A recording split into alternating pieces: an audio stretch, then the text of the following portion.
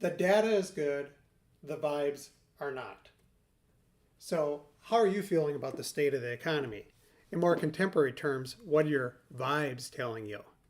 Are you feeling confident and comfortable, or are you feeling a nagging worry that things aren't going well? If you're experiencing a disconnect between official economic data and your personal perception, you're not alone.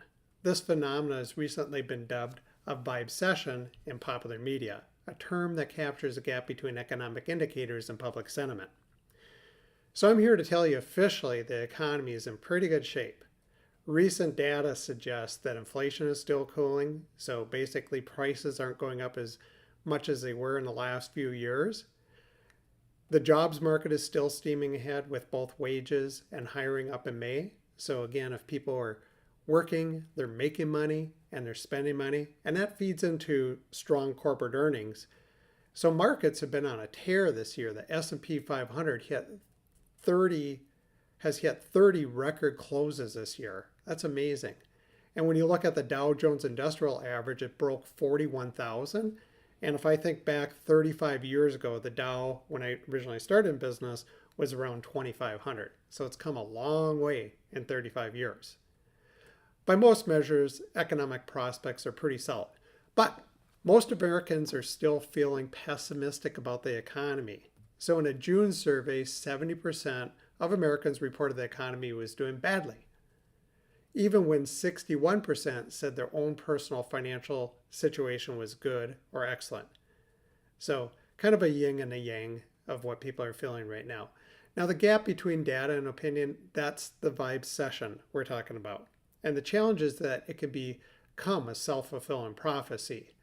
So if too many people believe the economy is floundering and a recession is imminent, it can absolutely drag on economic growth. So people basically end up spending less money and corporate earnings eventually start to go down if we get into too bad of a Vibecession. So what's contributing to the gap in perception? It could be a lot of things. So many Americans have been left out of the recent boom. They're struggling with high prices. Housing prices remain high and home ownership has become out of reach for many Americans due to high interest rates, mortgage rates being above 7% on a 30-year mortgage. And we also have a 24-hour news cycle with gloomy headlines. And unfortunately, we're back into a political election season, and those gloomy headlines and negative campaigning come more and more and kind of gets everybody down. So anyway, the bottom line, though vibes are weird, the economy is still doing well. What's important is that don't let these vibes push us away from our goals and plans that we've created. So a recession may be on the horizon, but there's no way to know if or when it could arrive. So basically what we're here to tell you, my main message today is stick with the plan.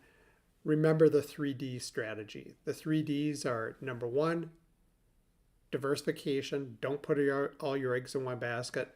Number two, dividends. Make sure you're getting paid in these markets, paid to wait. And a third D is discipline. And the discipline is easy if you have good information and solid data. So stay with the plan. Feel free to call Summit Investment Advisors, call my office, any of the advisors if you have any questions or concerns about the upcoming elections or the economy or your portfolio. Thank you.